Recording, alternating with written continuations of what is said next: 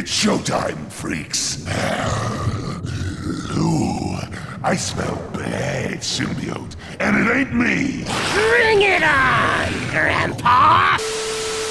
Welcome back, true believers, and all you vicious Venom fans and carnivorous Carnage fans, I suppose, to another movie review that I'm lucky enough to do with my one only amazing dad. And for those of you who are new on the channel, because there have been a lot of new people who have been subscribing, which is fun for Marvel's Spider-Man 2, the game, is that this is my dad, and we have done several reviews in the past with various superhero movies like Avengers Endgame. Probably the most infamous one is Spider-Man Far From Home, which we both heavily disliked. And I think the most recent one that we did in the superhero spectrum was the Joker movie with Joaquin Phoenix, which was excellent. Best. And also in this case, Venom. We did see the first Venom movie back in 2018, and we got back from seeing the second one, Venom Let There Be Carnage. And that's the official sequel, of course, to the main Venom movie.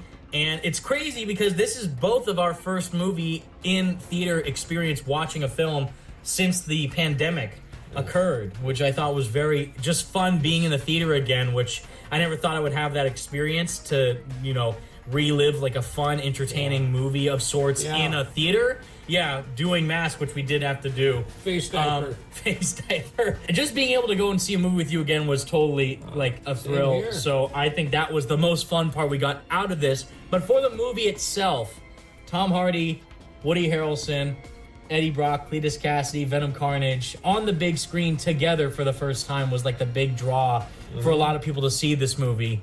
And the joke is that the first Venom, like people call it like this is pure cinema because they think it's just like such a goofy experience. So people are like, the return of cinema is here with Venom 2, Venom Let There Be Carnage. And both after having us seen it in full, what do you think? After I already have my thoughts, which I know is probably going to be a lot of disgruntled fans of the first movie, which I did like aspects of.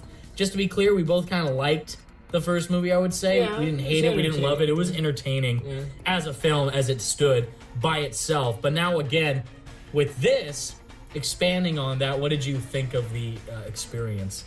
Well, you know, it's kind of funny. When it first started, I was almost wondering if they were going to might go kind of dark. Yeah! And I wanted them to. I mean, for the first, whatever, I was kind of thinking, you know, 'cause it was kind of odd the way it started off. But obviously, it didn't take long for me to think, what the heck is going on here? You know? And it didn't. And I'm the first to admit that, you know, Joker, that was one of the best movies I've ever seen. Yeah. And you can't top that. No. But I was thinking maybe That's such a different type of film, though, but to I was be fair. hoping that, hey, wow, if they came up, then they just for money making, they'd figure, hey, let's kind of twist this a bit, Right. you know, Because and maybe get a different kind of audience. Because from what I remember, and this is just me spewing, if I recall, Joker was the first R-rated movie to cross $1 billion. Oh, wow. So it was that good of a movie, not just as a super related film, but as how good of a job they handled that movie, thanks to the R rating, helping tell a more serious type of story. So that's kind of the big flaw that I have with this movie, dealing with Carnage, a serial killer symbiote villain, going up against Venom, who's also pretty dark from time to time. And I've said this online, like on Twitter and stuff before, is that I want like the first Venom movie, or just these movies in general, to be like the Joker, but for Marvel. Yeah, you know, like an R-rated, darker, at least, thematic movie. Clearly, they're not going that direction for these movies because clearly, what happens at the end, which we won't spoil, but they want to keep that MCU friendly-ish tone to make it feel like it's serious from time to time, but also have the lighthearted humor. And that's this Venom, which I would say is more akin to the PS1 Spider-Man game, Venom Spider-Wuss. Remember that? That's exactly who this Venom is. He's goofy. He's not a villain. He's like an anti-hero. What did you think of the movie of how Eddie is with Venom? It kind of almost seemed like two more characters than what in the other movies, you know what I'm talking about, this right? is like, The special effects of it. What do you think? Well, the special effects, I think, were such a big, huge massive change from the first movie in terms of quality, and even these previous superhero movies, just in general. Can you talk about it? Can you? Well, Say yeah, I didn't like it. Yeah. And in the sense of like being as kind as possible. I just thought that these movies nowadays, just in general, it doesn't even relate to specifically Venom, but the visual effects for whatever reason have taken such a big downpour compared to these other movies. Even like the older, like Tobey Maguire movies had like 1,000 times better visual effects than just the symbiote itself detailing on Venom and Carnage. Their designs look cool, but the effects on the symbiote powers and stuff don't look all that visually compelling or impressive compared to, I would even say how the symbiote looked in Spider-Man 3 in 2007. Oh, yeah. Over a decade ago. Oh, It yeah. still looked better in that movie versus how the symbiote effects look in this. Oh, yeah. But the design of Venom is cool. He's big, he's bulky, he's classic looking Venom, but Carnage is the difference. Now, quickly, you asked, though, about my thoughts on Eddie and Venom's relationship because they talk to each other. But visually, you want to... it's so odd where like the head is popping off of his shoulder and he's like talking to him literally face to Venom face. Yeah. And that I get it because you want to see Venom from time to time and not just look at Tom Hardy talking to himself, which he does do like in certain shots of the movie. But it just looks like it's a weird effect. Yeah. Where he's like part of his body is Venom, where he has like the claws out or his feet are out and stuff like that. And it's interesting enough because they have to do something visually compelling to make you aware that, oh yeah, you're watching a Venom movie, not an Eddie Brock movie. But it just felt odd that, when he was full-on Venom, it's like, okay. And then it just kind of goes and leaves. And it's like, all right. And then the same thing happens with Carnage. Carnage is there. His intro is cool. His design looks pretty bonkers. He's really, really tall, which I was not expecting to be that tall. Like, he's like 11 feet tall. Oh, bigger than bigger than Venom, who's already like way taller than the average man. So I don't know how tall you would compare that to Carnage, but he's really freaking tall and lanky and scary, which is great. But again, an R rating would have done that character so much better compared to the standard PG-13, which they try to do as much as they can with a PG-13 rating and make Carnage just as evil, but it didn't give me like the true Carnage experience. And not in the sense of like being scary as like he has to be like horrifying. No, exactly. But in the sense of like his presence as a serial killer has to be like really intimidating. Well, yeah. And because in the cartoons and even the comics, like Maximum Carnage, the comics and the 90s cartoon, he's like joking around and he's like the Joker with a symbiote on him. That's pretty much who Cletus Cassidy is. And crazy. And nuts. Crazy scary. And he's more just like Woody Harrelson. I love him as an actor. True Detective, Zombieland, No Country for Old Men. That's a great movie that he's in. I don't think he fit this role, if I'm being completely honest. Yeah, I was He's a good mix for an actor like Tom Hardy. Yeah. When he's out of the symbiote, just as Cletus, he's kind of gives that creepy vibe. But not like this guy's off his rocker insane serial killer Cletus Cassidy. Yeah. And, as an actor, he's fine.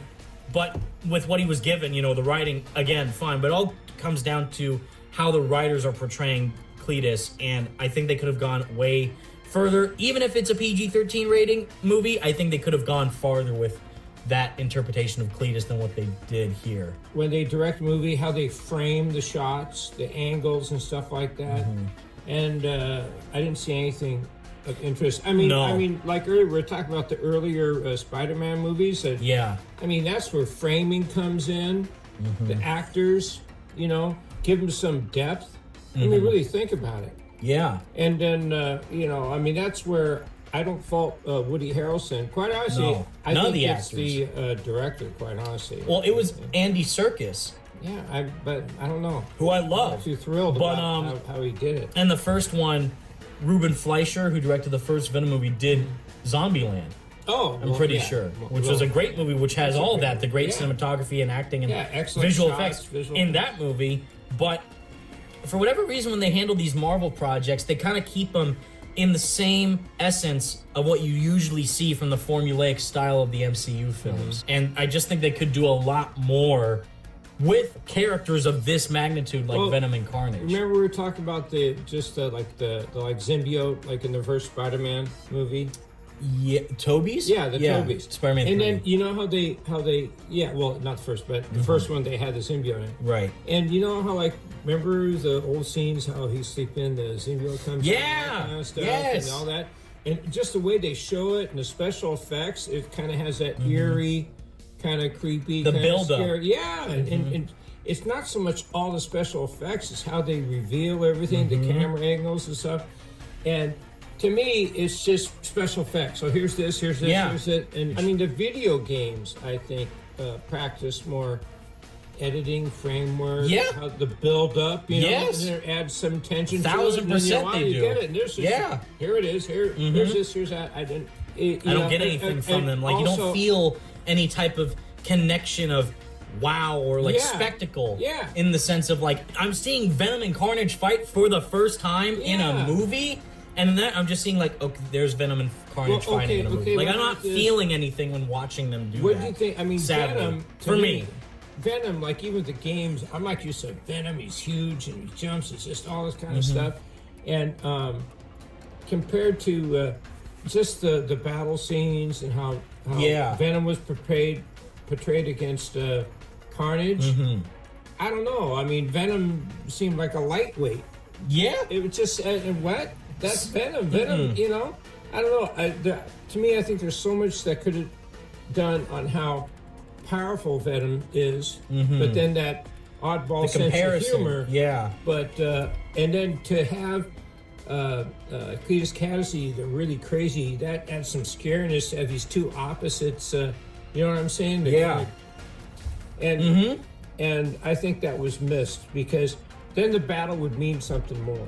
There was no connection Yeah. between Cletus and Eddie. Yeah. There was no real depth Yeah. to their relationship. Yeah, Just that he's a reporter, he feels like he knows him, but in actuality he really doesn't. And he just is, again, that psycho serial killer who has that background of him, you know, having that dark past with his family, which they try to show, but again would have done a lot better if it was R-rated that was versus bad. PG-13. I don't know. And they try to make you feel like, oh, they're two sides of the same coin. But they weren't at all. You know, it was just like this weird, crazy killer guy Well, don't is you think- stalking Eddie pretty much, and then he's just trying to get him to talk about himself to Eddie, and then he all of a sudden ends up getting the symbiote because he just bites him and then gets the blood from him. And how about Which is, but- again, that's not a Let me spoiler, ask you it's this, though, just as a clip. far as being the two sides of the same coin.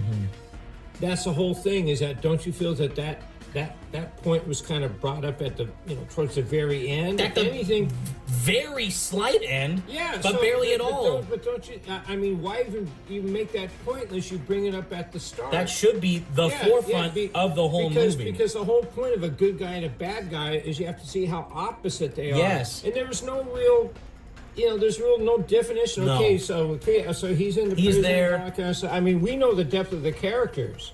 As fans, Yeah, as and fans. you guys as viewers But too, as fans know the in lore and the movie, background. It didn't, to me, it didn't. From a logical Yeah. research historical perspective from Yeah. knowing who they are from the outside source material. Right. But if you just watch this movie without any knowledge Right. of who Eddie Brock or Cletus Kasady are, you won't get that Yeah. information. You won't know there's that they're supposed to be like the polar opposites. Right. One's pure chaos, Right. and the other one is evil but has an agenda to focus on hurting others that only do wrong. Right. Which is what Venom is. Well, you have In to. some ways. Well, you have to have the depth of those characters established. So when they do have the battle, then Yeah. you're really rooting for something. or else When you're they seeing were what they're confronting fighting, each other like, this is it. It's about to go down. And really, it's like, they're just fighting. But their whole how they set it up, what the reasoning is, what the outcome is, and like who could be in danger and all that kind of stuff. Yeah. The stakes. The stakes That- weren't there. That's what it was. Mm-hmm. There's no real stakes. Okay, so we know what they're battling over. I guess obviously. Well, that's the other thing. Cletus Kasady is the one that instigates the battle. There wasn't anything going on really in depth before to really, like a lot of action movies. You have a kind of a partial fight, and then it goes away, and like the good guy gets beat up, and there might be another partial fight, and the good guy gets again. Then you're really rooting for the end because you want the guy. There's no. It's all culminating to a big final epic battle where it's like they're gonna win. You know, it's a do or die. Yeah. There was just conflict of interest. Yeah. And also Cletus being a psycho. No, but that was kind of it. That's it. Okay, this is the whole thing, though. Cletus is the one who started the whole thing, getting a hold of Eddie. And Eddie goes there mainly just to get a story. Yes. Okay. And then, then he gets sucked back in. Then eventually he goes back again because Cletus wants to see him again. And then that's obviously when the Carnage thing starts. But they never really had a battle up until the end. No. So there's no build-up. And Venom was goofing around doing weird, crazy stuff. I mean, to me, I think that's bad plot. Yeah, so I think overall, very disjointed story. Totally. Odd visual effects. And then extra token character scenes that really were kind of useless. Right, yeah, added in narrative characters that really didn't need to be there. And just, I would say, an experience that if you like the first one, you probably will like this. Yeah. But they're keeping consistent with the goofball anti-hero Venom persona versus like the core villain side. However, I like the first one more than this one. Yeah. And the fact they're both in the movie for the first time. A big live-action movie like this should blow me away, but it didn't. And I'm sorry to say, but I am giving this a 6 out of 10. That's my score. I thought it was enjoyable enough with what the actors were given. But as for a movie goes, I'm probably never going to see this movie again. Well, for me... shockingly. For me, with all this COVID nonsense, it was absolutely fun to go to because we loved going to movies. And with all this lockdown, the theater's been closed for months. You can't even go to a movie. Yeah. And then, when this can come out, and we want to go, hey, that was fun for me. But... me too. It was entertaining just because... we know the characters, and it was nice to go see a movie. But quite honestly, I think that the story... I mean, I've seen Netflix movies that have very better storyline, I hate to tell you. Right. Or even the television shows that have, like, characters, superhero characters and stuff like that, the acting and the editing and stuff like that. And I think one of the biggest drawbacks is that because they have the capability of special effects, that they pretty much rely on that.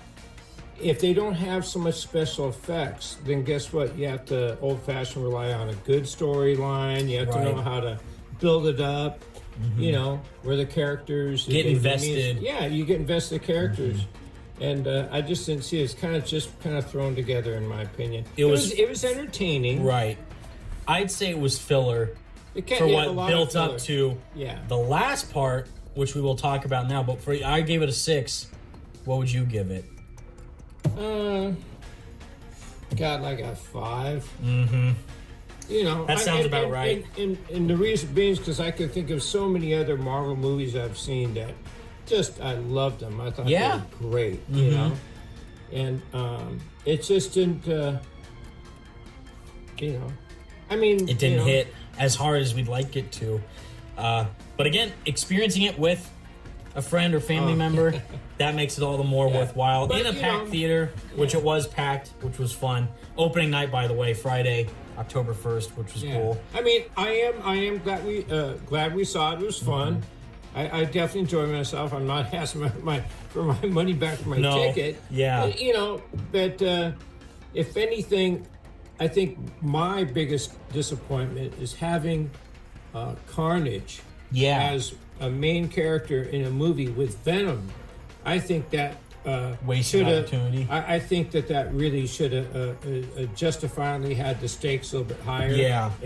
And I think that they really should have, because what a fantastic Venom and Carnage in the same movie. My God. The possibilities. And they kind of just, dropped the ball in the sense of like they did what they could with what they were given. But again, they could have gone a lot farther if this wasn't confined to what we're getting into now as spoilers is the MCU. So now spoilers. Okay, good. The big thing, Good which stuff. I probably, yes, this is the thing that people have been freaking out over.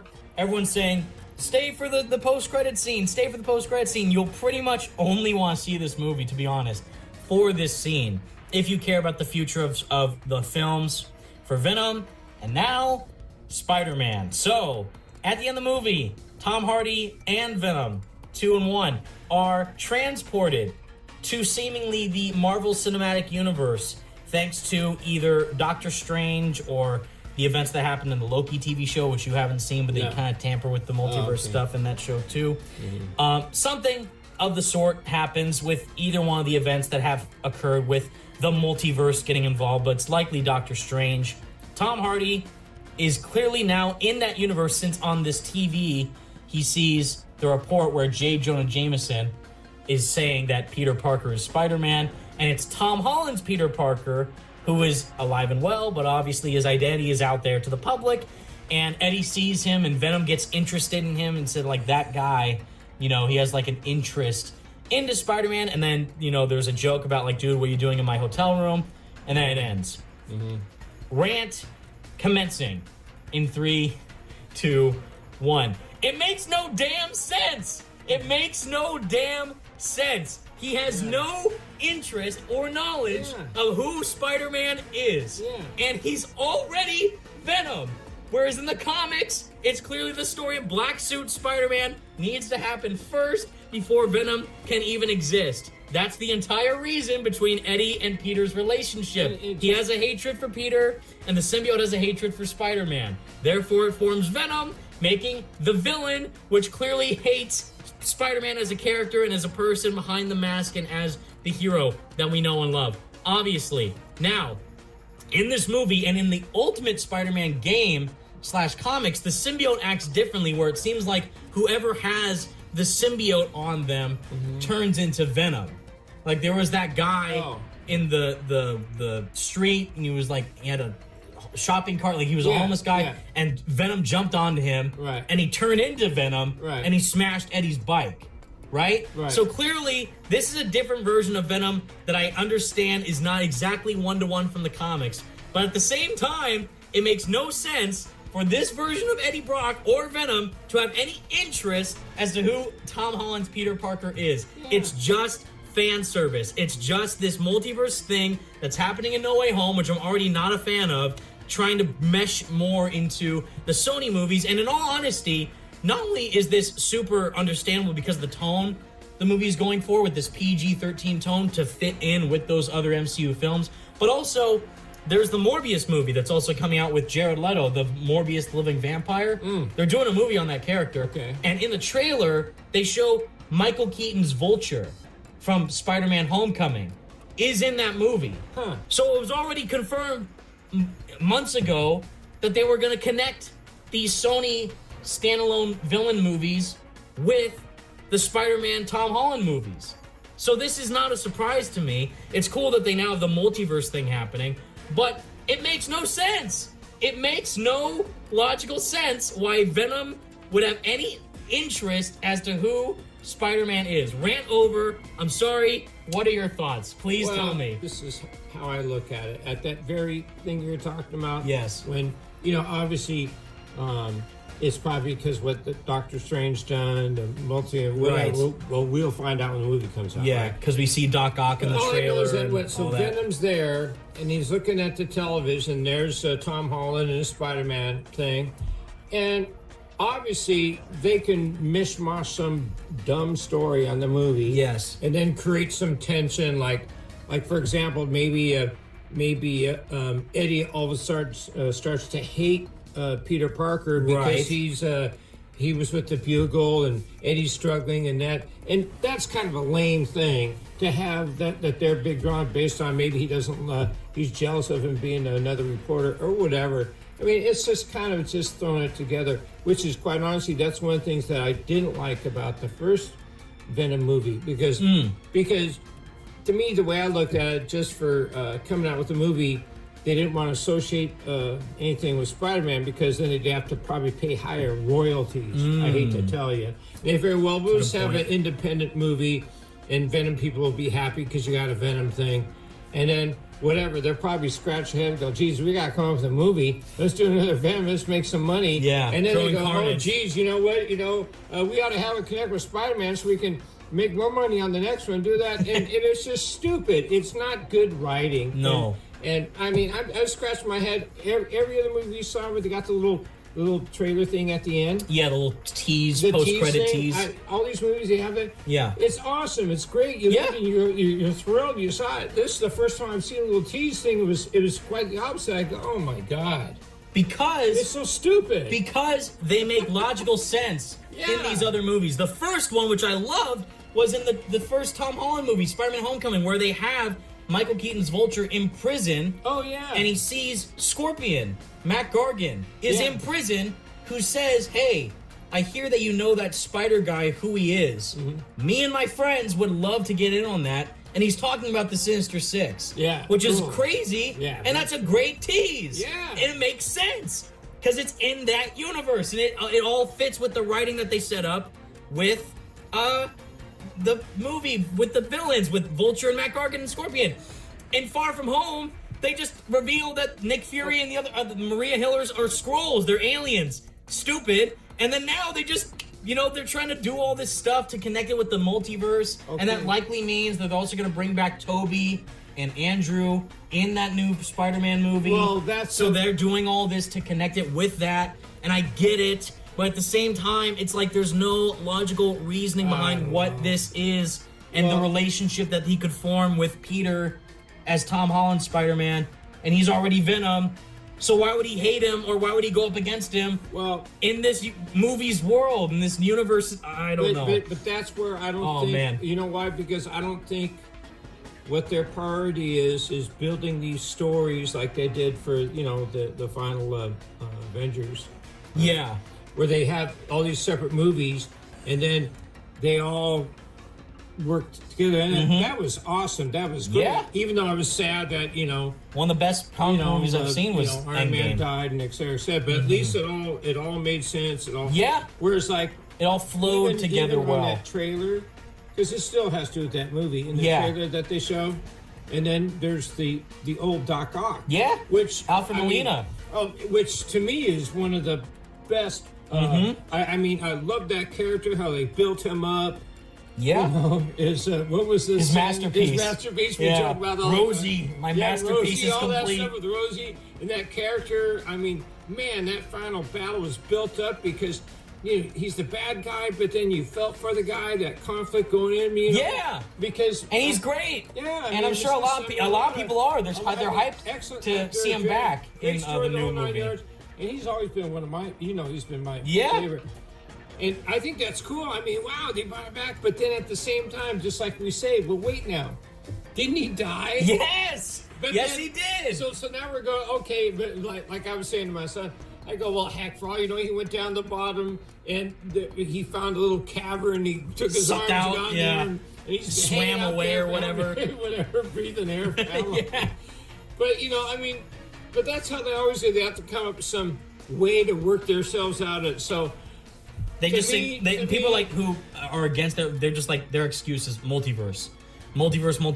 So he's a different version of that same guy who drowned, but he's back. Anyway, this is more about Venom than that movie. I know, but even with it all leads up to it though, because now we see him in the post-credit scene. I know, but that's the post-credit. So now you got this Venom seeing the thing. Yeah. So that excuses this universe of Venom is now in. So then he'll get plunked in, and then he'll get sucked. Then they'll have to. But how much time are they going to develop some conflict between Venom and? Probably not much. Not much. They'll just do a short little spiel. Someone will say something. Unless in the third Venom movie they make that the focus. Oh God. Who knows? We're now in Venom 3. We could see. Are they going to do a Venom 3? They probably will. I don't know, but they could now. With Peter and make him the villain for Venom to go up against in that way if he's the main character of a Venom movie. Venom has to be the star. So Spider-Man could be the against force, the opposing force that he goes up against in the third Venom movie, or the fourth Tom Holland Spider-Man movie if they make one after this No Way Home one. I mean, what's coming out now Yeah. with the multiverse. But I mean, what you're gonna have a token scene of the older Doc Ock. Is Toby really going to be in for a token scene? There's a lot of. I mean, even though I love Toby, I love Doc Ock. It's likely happening, kind of stuff, and Andrew as well. You know, I don't know. no Emma Stone though, sadly. I don't know. I'm not sure if those are going to turn out to be much of a movie. I don't know. Anyways, guys, okay, that was our review / rant / discussion for Venom: Let There Be Carnage. Would we recommend you see it? Just to go out and have some light fun, but don't be going there thinking it's not going to be the kind of movie that you like talk about for a good week. Yeah. Yeah, you go see it. You know, it's like going to have a burger at McDonald's. It's not your first pick, but if you're hungry, you're going to eat it. That's a great analogy. That's great. I agree in the sense of like it's there to be there and setting up stuff for the future. That if you're excited for the No Way Home movie and Tom Holland Spider-Man. It's a nice buffer. Yeah, it's a nice little in-between. Yeah, it's in between. Like, okay, cool. Now they're adding more into the No Way Home, which all seems to be building up to that movie, which, and if that one sucks, I'm just going to say, I don't know. I'm not going to be shocked if it does. But you can go see it and have fun, but just, it's not, super in-depth. Yeah. It's there. It's a fun enough time. Is it a cinematic masterpiece? No. But if you like Venom and Carnage and Woody Harrelson and Tom Hardy as actors and characters, I think you'll have fun with this one. But, hopefully that whatever the future lies in store for Venom, whether that's in Venom 3 or Spider-Man No Way Home or the future of Spider-Man movies, whatever it is, I just hope that they handle the character with justice. And just if they're going more towards this comedic route, then just handle it better, I guess, next time. Sidebar. Yeah. Remember the Thor Ragnarok? Yeah. That was funny. I loved it. Yeah. I mean, it was absolutely hilarious. That was a great movie. It was action-packed, and I mean, it was awesome. We had a blast. It was light, but what a great story, great acting. So, big difference. Yeah. You know what I'm saying? But anyways, guys, thank you all so much for watching. I know you guys probably hate it when we get super ranty, off topic towards our reviews, but we're here to have fun. Hopefully you guys had fun. It's just all from a place of respect. Yeah. And we just are fans of the characters, and we just are having a good time watching these movies and discussing them once they're over, because that's what we're here for. But until next time, true believers, thank you all so much for watching. Leave a like on the video and subscribe to the channel if you did enjoy. And let us know if there's any other types of movies or topics you'd like to hear us discuss about in the future. That'd be fun. But again, thank you all so much for watching. Stay venomous, Venom fans. Yeah, see you, everyone. Bye. Peace out.